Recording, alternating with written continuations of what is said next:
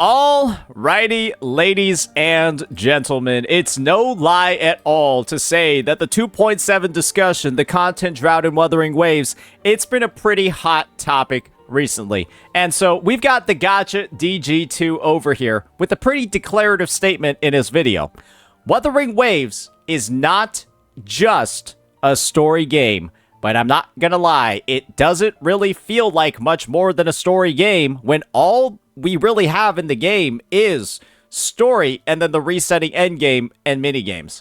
That's essentially been the game for the past couple of months. Over close to 110 days at this point. And so I'm not going to consider like overworld exploration to be the type of like combat that people are really like looking for in the game when it comes to using their built characters, because everything's going to end up getting killed in about 2 seconds flat if you're using a built team. So let's go ahead, let's take a look at this and, see what opinions have been formulated across the woo-wah community. Yeah, we need more drama in this community. Okay, that's a pretty good intro. that's a pretty good intro. Why can't we be like the Hoyo community and attack VAs for no reason in our free time? Do you have a better idea? Because we need to do something. The woo-wah's community drama is based off of content creators and players providing constructive criticism to the game about what can be improved. That is the current Wuthering Waves drama. Hey, he's not wrong. The drama in other communities is, well, in Genshin Impact, it's harassing Skirk's VA. In HSR, it's harassing Aglaya's VA. In ZZZ, it's harassing Yazuha's VA. Yeah, no, he's not wrong. No, that's what they do instead of constructive criticism. They look for the next VA that they're going to pin a target on. To make up for the dry content patches. Oh, don't worry. Legion's Gaming got us covered. So that's right. If you have an issue with the patch, just play another game. Because imagine... Bro's gonna be catching strays for a while. I heard that Legion's uploaded a video addressing the 2.7 drama. And apparently that video was only on YouTube for roughly 26 minutes before it was no longer on YouTube. So I don't know what happened there, but I assume it didn't go well. Imagine playing a game with combat that looks like this and just thinking that's not the selling point for it.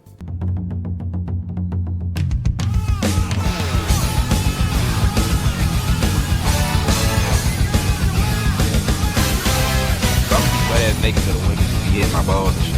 Hey, bro, watch your jet. Watch your jet, bro. Watch your jet!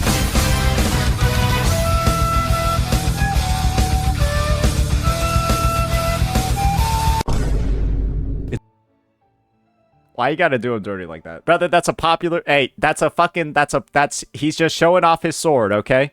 It's interesting that I even feel the need to address this because I never thought that I would see a pretty significant amount of people in the WUA community being okay with the patch, only mainly featuring some story content. By no means am I saying that the story is bad. Of course, since 2.0, the story has been incredible and featured heart-wrenching moments, especially in 2.5, unless you have trouble paying attention. The issue over here is what he's getting into right now. People are saying this about the 2.7 patch. This is their critique. I wish we got more content to do in this patch focused around the combat, because the combat in this game is really, really, really good. People have taken that constructive criticism and then morphed it into, these guys are saying the story sucks. Wait, these guys are saying the story's dog shit and that's why the patch isn't good.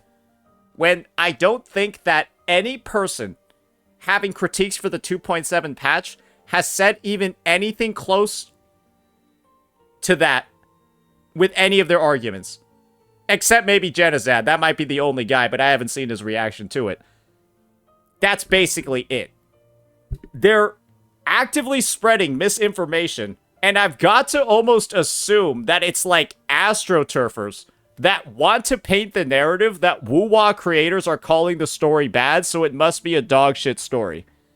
That's genuinely what it feels like at this point. Because I don't know how the message got so mistranslated when everybody has been speaking so goddamn plainly on the matter. Yet there are still some individuals spouting the narrative that everyone's saying the story doesn't look good.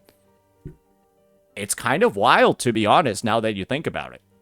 2.6 featured a lot of great themes of sacrifice, and Yuno became one of the more interesting characters in Wuthering Waves. Even if you don't like the plot, the storytelling is as good as it gets, but it's alarming to know that so many people are quick to defend Wuthering Waves just because it's better than another game. When you pull a character, you want to use them as much as possible to get your money's worth. There's only so much running around you can do, especially with basically nothing to do in co-op, which I hope that Ananta takes advantage of. I will say that Wuthering Waves getting better was something that I did not expect. HP deflation is a very rare occurrence. The HP didn't get deflated. I've actually addressed the misinformation regarding that in one of my newest videos. There's nothing actually in accordance with HP deflation, but the mobs have been updated so that, well, the mobs are just so much better. They feel so much more attackable. They're taking damage much more consistently, and it feels like HP deflation because everyone's scores are literally like 500 to 600 points higher just from changing the mobs. It's crazy. Gotcha. So make sure to live in the moment while you can. Although I think that generalized tokens shouldn't have a specific scenario to be triggered. If you do have the AoE character that's being hardcore shield, then you'll have a great time, but it's still not perfect. In fact, it's probably the worst endgame mode in Wuthering Waves, so it is what it is. You know what? I'll take Deadly Assault or the Battle Tower over Wiwa. In Deadass, you click your buttons and see how much damage you can do. That's already better. The bosses don't ever die, and you get a score when the timer goes out based on your performance. This would be so much better in Wuthering Waves, so I don't see why they don't just copy it. There's nothing. Some could say that holograms are basically like very similar to it. And this is unfortunately the thing when it comes to the more casual side of the player base is I think that Deadly Assault would literally be too hard for a majority of the player base because this game mode, I don't think a lot of people actually do it that much in ZZZ. Because one thing is clear about this game mode. Your characters in Deadly Assault die in like 3 hits and you don't have healers. They die in like 3 or 4 hits from the boss and you don't have healers in ZZZ. I actually don't think casuals really play Deadly Assault that often. And I'm talking about the casuals that would have an issue with the reset. I'm talking about it from the perspective of if holograms reset in Wuthering Waves, which is essentially like the Deadly Assault equivalent, because you can die in 1 to 2 hits in holograms, it would be extremely frustrating content for those that maybe aren't that good at dodging. That's just my overall take on it. And so, kind of like the balance over here that I feel like is okay is having like a new hologram and stuff every patch. But I could see like the, you know, Wuthering Waves' bosses are some of like the best overall experiences. So maybe like just a more like technique-based boss mode where you get more points and stuff for doing certain things like parries, doing certain things like hitting dodges. A little bit more like Deadly Assault could be on the menu. I think it's a good alternative though. And I like that DG is actually doing some theory crafting on the matter. To, you know, provide some of these alternatives. I enjoy that he's taking a more solutions-based approach. So much for drama, right? Nothing wrong with that. I guess you could say the Battle Tower is like the holograms, but they should do something to increase the replayability of those things because they are the best endgame in WUA. In fact, the time between these other endgame resets. All right, Fluffy, we're literally out here trying to like talk about a ZZZ feature that's good, and you're just typing shit that's blatantly wrong in my fucking chat. Like, who the fuck is using a healing bang boo? Like, who the fuck does that? The only time people use a healing bang boo is in the tower, and we're talking about Deadly Assault. Like, are you intentionally trying to, like, grief the game by making the player base look fucking stupid? Straight up. Like, we're at the point where we're talking about ZZZ features to put into WuWa, and you're turning everyone off from the idea by acting like a fucking dumbass. Is that your goal? Deadly Assault is not a mode where people die in. Literally, Pompeii kills you in 3 hits. I haven't played Deadly Assault in months, and I know Pompeii kills you in 3 hits. in Deadly Assault. What are we even doing here? Why are you just lying about the game you play every day? It's so challenged. Are the best endgame in WUA. In fact, the time between these other endgame resets needs to be shortened in general, because remember, WUA is a combat game, not a story game. My take on this is, if Wuthering Waves is not going to run combat events more frequently, they need to have a faster reset on the endgame. If Wuthering Waves doesn't plan on running any of these fucking combat events, no co-op holograms, no banners ever fall, none of this, there needs to be a faster reset on the endgame. That's really what it is. Otherwise, the people that are playing this game for the most highly advertised feature, the combat, the best feeling feature, the combat, they're going to engage with the game 2 times a fucking month. Sorry, 3 times a month. When the new patch drops, they play the story. Then they play the one TOA reset there is a patch, and then the one WeWa reset a patch. Hey guys, every 42 days, you'll get an every 42 days, you'll have 3 actual activities to do during the patch. And the unfortunate part is, I think that a lot of this is fueled by the need to have like a certain amount of astrite every single patch. They obviously don't want to go ahead, right, and make it so that the TOA and WeWa are giving out the same amount of astrite as they typically are, because then that would mean that they'd have to have certain events that don't run anymore, right? But that would mean more of your astrite is locked behind the end game versus these events where you just click the login button. And so I do see why the monthly reset system is in there, because of the fact that all of these things are giving astrite. And I genuinely think the only way, other than just giving out additional rewards, which gacha companies are probably just not going to do, is to either reduce the amount that reduce the amount that the TOA and WeWa give, but then have more frequent resets. ZZZ's events all give out no polychromes at all. You'll spend 3 hours on a ZZZ event, and it'll give you like 100 polychromes. Because ZZZ has way more endgame resets. And so more of ZZZ's pulls are locked behind their endgame resets than it is in Wuthering Waves. You have way more in ZZZ locked behind the endgame because there's more frequent resets. And so the end result is that ZZZ's events give fucking nothing. They literally give nothing. You'll have like these individual tasks, and then each one gives like 20 fucking polychromes. And that's why it feels like there's so many events in ZZZ.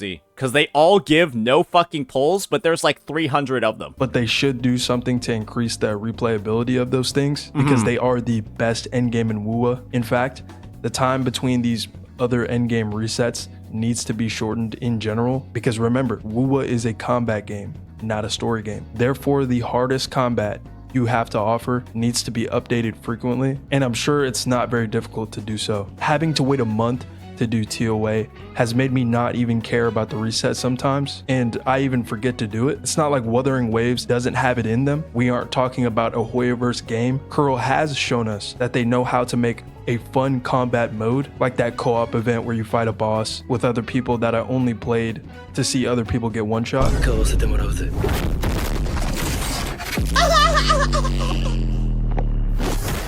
But what's even I remember playing this with my viewers. It was so much fun. It was so much fun playing this with viewers and seeing how bad some people were at the game.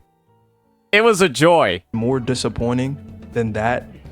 Okay, who is this guy spamming? I will never get over Lupa not being in 2.6. Okay, motherfucker. You can spam that in somebody else's chat, because I am now permanently banning you, because that's the 17th time you sent it today. I will never get over the fact that Lupa did not show up in WuWa 2.6.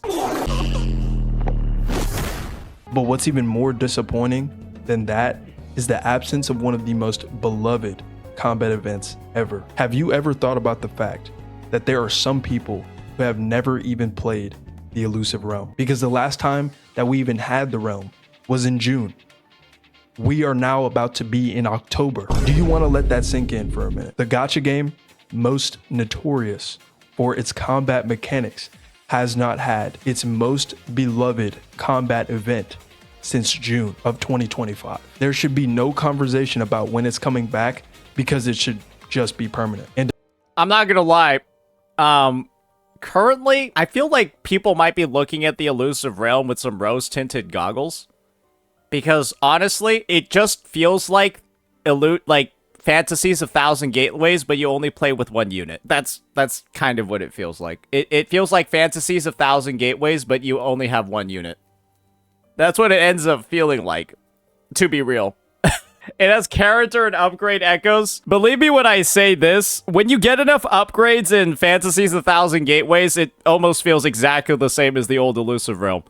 I guess the thing is just that, yeah, the character upgrades were, like, cool and stuff. The character upgrades are, like, in Dreaming Deep.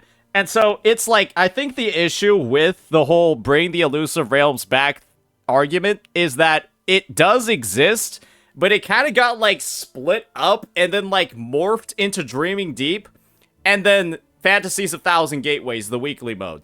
So it's like, that is what ended up happening with the Elusive Realm.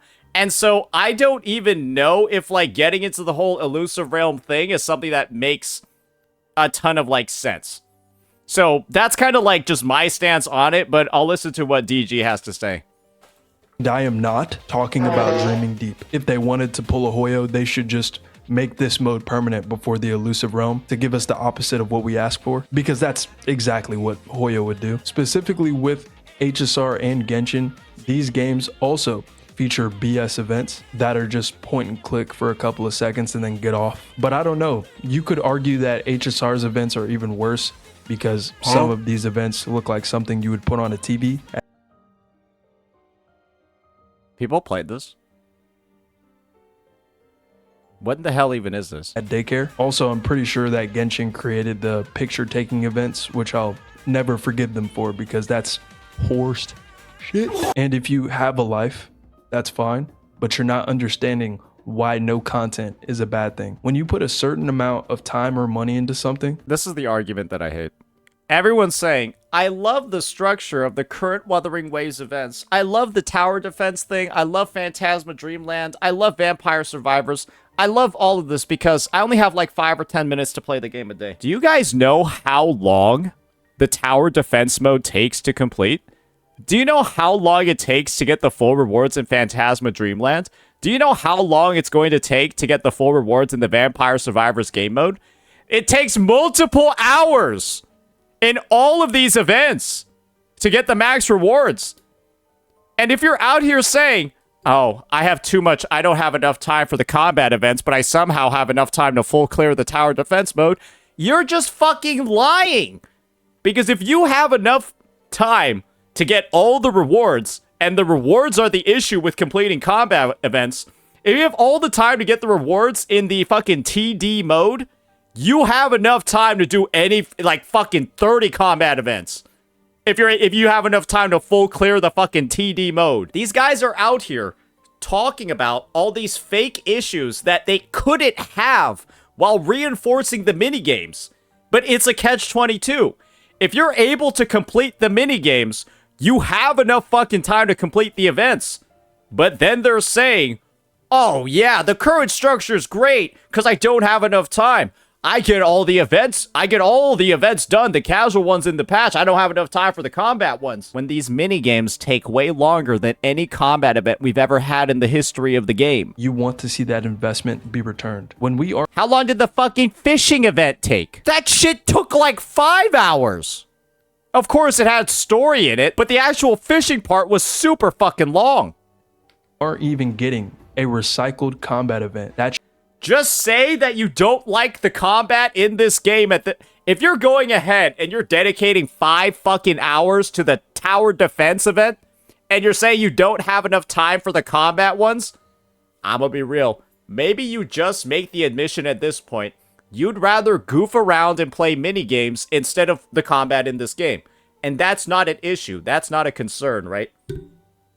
It's okay if all you want to do is play these goofy-ass minigames, and then never do the endgame, never do the combat events, never do any of this, and then just play the game as a character collector simulator. But if you don't like the fucking combat events, I guess you're skipping the end game anyways, right? Think about the people that don't like the fucking mini games. They skip the mini games. What do they have left to do? Should we start begging that the mini games get removed now? Maybe we should just make every event in the patch a login event. Maybe we should just make every single patch in the game. It's just all of it. It's just an entire fucking login event. You just press one button every day and just get like 200 asteroid. That's just it. That's the entire 42-day patch. That's how you get all the pulls. There are some people that are saying they would like that. And if that is you, I have a question to ask. Are you playing a game anymore? Shows zero effort from Kuro. Once you're done playing the story in this patch, who is going to have fun logging on for 30 days straight or however long it is and just click a couple of buttons in the same order that you did yesterday? If you ever heard somebody say, just go play another game, I'm sorry you had to hear that. If they do go play something else, that game will be Ananta very soon. It's going to be Silver Palace, or it's going to be Duet Night Abyss. Duet Night Abyss is launching with the second half of 2.7, by the way. The patch that's only going to... The only event we're going to have in the second half of 2.7 is the Chu Yan after story. So after you're done with that in 3 hours, good luck with the rest of the fucking patch, bucko. If you don't have another game to play, you will actually not be doing anything. One of those games, if not all of them, will take pieces of this Wuthering Waves audience because they are the same audience that did not want to put up with the Genshin bullshit. And this is the unfortunate part. Every single CC is going to be going to other games as well. Because there's going to be a literal content drought in Wuthering Waves across versions 2. Well, we're in one right fucking now. We're in one right fucking now. It's going to be the same exact spot in version 2.7. And after 3 months of a ridiculously, disgustingly dead second half of the patch, a lot of WoWa CCs have recognized they need to branch out. They need to go cover other games. Their audience is going to get translated to other games. They're probably going to see more success with other games with all this new content. And then there's just going to... The end result of all of this is just less Wuthering Waves content. Less CCs, less individuals who are willing to either come back to it or even start up WoWa content because its spot in the algorithm is going to get fucking ruined. And a lot of people have taken this complaint that's been made by CCs because they're one of the voices of the community, right? And they're saying, oh, this isn't a WoWa player problem. This is a CC problem. That's the biggest fucking lie that could have ever existed. Because you know what the CCs are going to do? They're just going to take all the effort and time they've been putting into WoWa content and then just put it towards other games. Let me just show you a fucking example of it. Look at the Gacha DG2. He's a guy that started out making Wuthering Waves content, but currently Wuthering Waves is getting destroyed in the algo because there's nothing to do in the game. And so nobody wants to really watch content on it. And so look at what he does next. Starts making content on other games. So why is there any incentive to come back to WoWa when even the devs are telling you to go fuck yourself by putting nothing in the game to make content on? So CCs will literally just make content on another game. WoWa goes down in the algo, and when a game is dog shit in the algorithm, why would people make content on it again? You do realize the CCs will not be the ones who are suffering here. This brother's making WoWa content because of a love for the game. He's literally getting a fourth of the views, a third of the views on WoWa content that he's getting on other games, but he's still making WoWa content because of the love for the game. And Kuro's making it really fucking hard to keep doing shit like this. So believe me when I say this. A lot of people are going to be dipping for a good period of time during 2.7. A lot of people are going to be dipping out, doing other stuff, all of that. And the funny news is, all these guys are saying the CCs are the ones that are suffering. No, it's the WoWa players that are going to be the ones who are suffering because all of your fucking CCs, myself included, will actually be going to play other games. We'll just be making content on other games. Sure, we'll come back when the new stuff is out, but I'm done forcing it. He's probably done forcing it because we have been, because of our love for the game, trying to create content when it's really hard to do so because the devs are making it hell to make content. And guess what? Who knows who's going to come back? Who knows? Because all these games are coming out. All of that untapped potential is coming out. There's probably going to be a couple of creators who are spamming woo-wah content that will see a massive amount of success in other titles, and maybe they won't come back. And the only reason why maybe they took that dive and completely pivoted and became no longer a prominent member of the woo-wah community, it's because of Kuro's actions themselves. And my takeaway is, if you're going ahead and making the take, once again, that it's CCs who are suffering, oh, you are not ready for what's going to happen in a month, brother. Oh, you are so short-sighted, it's unfucking believable. And I'm not going to lie, right? It is what it is. So you can either blame the CCs, you can blame the people giving the feedback, or you direct it at the right spaces. And then boom, just like that, Wuwa has the same Twitch viewership as ZZZ. And you want to know what the funny part is about this? Yeah, it's not looking very good, boys. Yeah, it's not looking very good. Live stream, no hype. Absolutely no hype following the live stream. Wuwa viewership is currently at the lowest I think it's been ever. I mean, it's comparable to December 2020. Hey, it's comparable to patch 1.4, I guess. Hey, we're reaching patch 1.4 numbers, boys. Why would you want to watch a game where there's nothing to do in it except play minigames? Why would you want to watch the game where you see Wuthering Waves in the top left corner, and instead of Wuthering Waves, it's Vampire Survivors? Instead of Wuthering Waves, it's a tower defense mode. Instead of Wuthering Waves, it's fucking Phantasma Dreamland. Instead of Wuthering Waves, it's Dredge. Because that's what the content is in this update. Outside of the TOA reset, which is 1 day of the patch, and then the Weewa reset, which is a 2nd day of the patch. So you got launch day with Galbraina and the story, the first Weewa reset, the first TOA reset, then the second half of the day, or the second half of the patch. There's like 6 things, 6 meaningful events, probably less, in the entire damn 42-day update. And you're telling us it's a CC problem. Oh, this is so pathetic, it's unbelievable.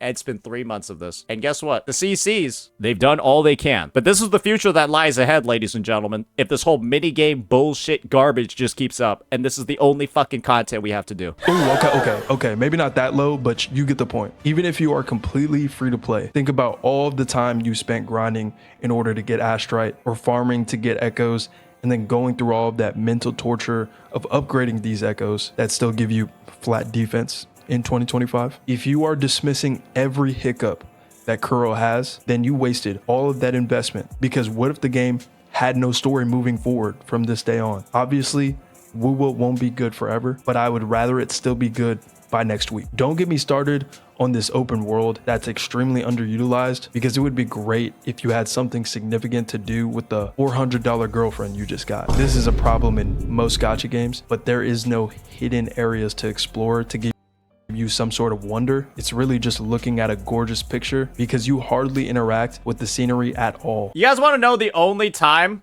that this Septimon arena was used? In the story.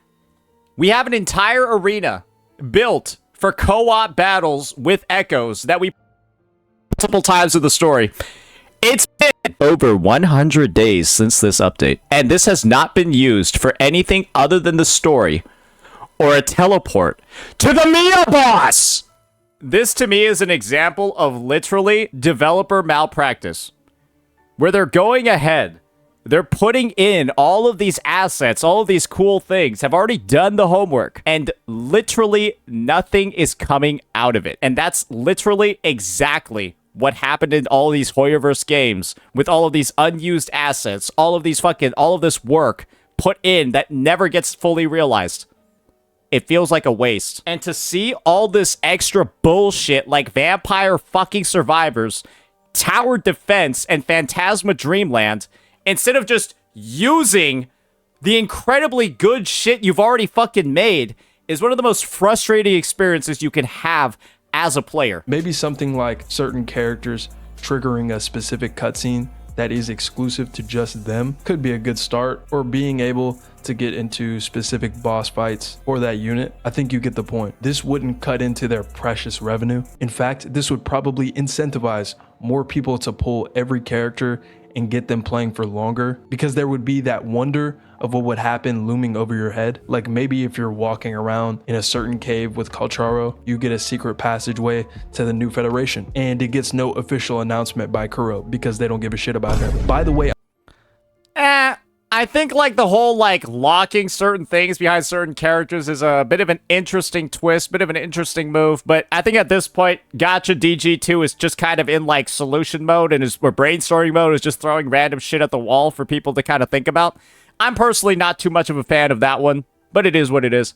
I'm still waiting on that Kalcharo buff. The only way you see this guy being used is in one of those super sweaty YouTube showcases.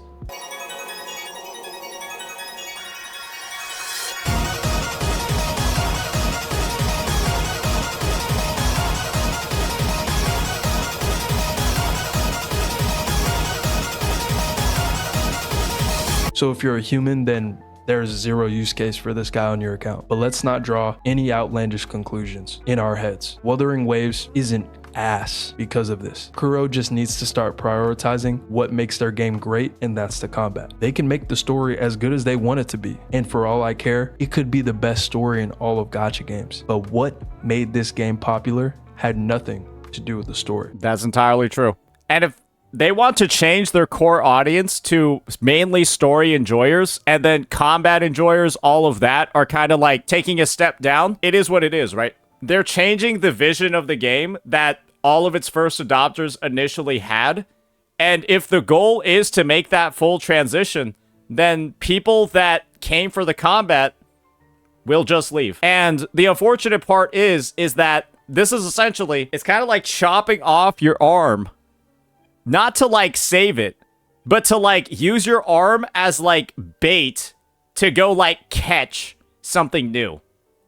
But you're not going to realize how bad of an idea it was to turn yourself into a cripple just for that little bit extra of the player base. Because I think Kuro is severely underestimating how many individuals are kind of really close to, like, taking the game way less seriously because there's nothing to fucking do. And I think they're leaning way too much into this part of the player base that literally just wants to log in for only 2-3 minutes a day and then not really do anything else in the game. Because, well, that's not what we did in 1.0. That's not what we did in 1.1, 1.2, 3, 4, 5. Sorry.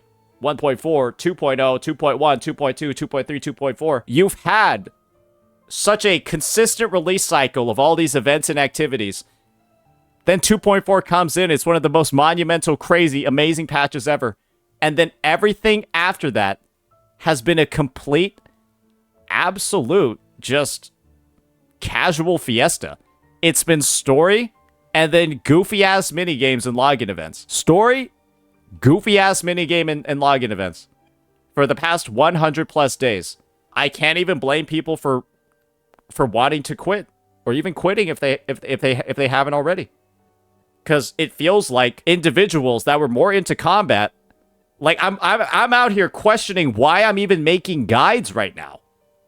I'm out here questioning what is the point of these guides to build these characters, to choose what skills to prioritize, all of this, when they're going to be using them 2 times a fucking month. Because you got trial characters in the fucking story anyways. You're going to use each character 2 times a version. What's the point of the fucking guides? Yeah, maybe the target audience is shifting, man. For all, the first couple of stories that we had were awful. The game almost died because the voice acting might have actually been worse than the story.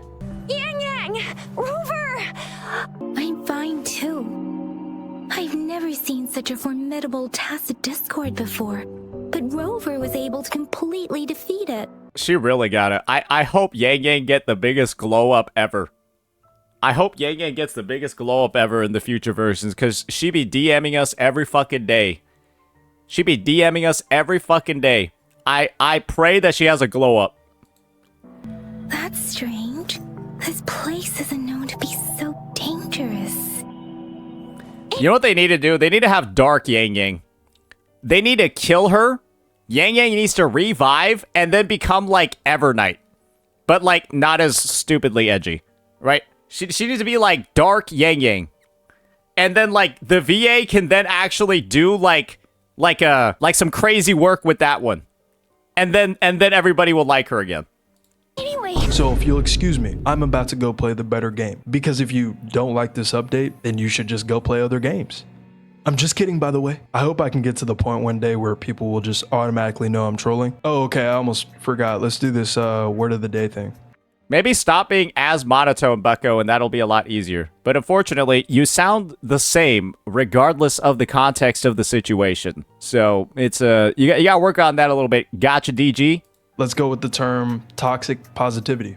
Perfect word. All right. Awesome video, again, by the Gotcha DG2. And like I said before, ladies and gentlemen, you look at his channel, it's clear he would be getting a lot more views talking about other games. But he's deciding to make woo-wah content because he likes the game, he likes the company, all of this. But one thing's becoming abundantly clear. Kuro's making it a lot harder to keep doing all of this when they're, at this point, it seems like intentionally bringing this game down a certain path. And yeah, if all they want is a bunch of people glazing the story, a bunch of people being super positive about one thing in the patch, and then there's no other content elsewhere, hey, they're going to be free to do that, right? It's just a lot of people are going to be questioning the type of content they're going to be making for WoW in the future. And a lot of that is occurring already right now. That'll be that for this one, ladies and gentlemen. Let me know what you all thought. This was a bit, again, just a honest take on the entire situation. I think it's not really going that well. Peace out.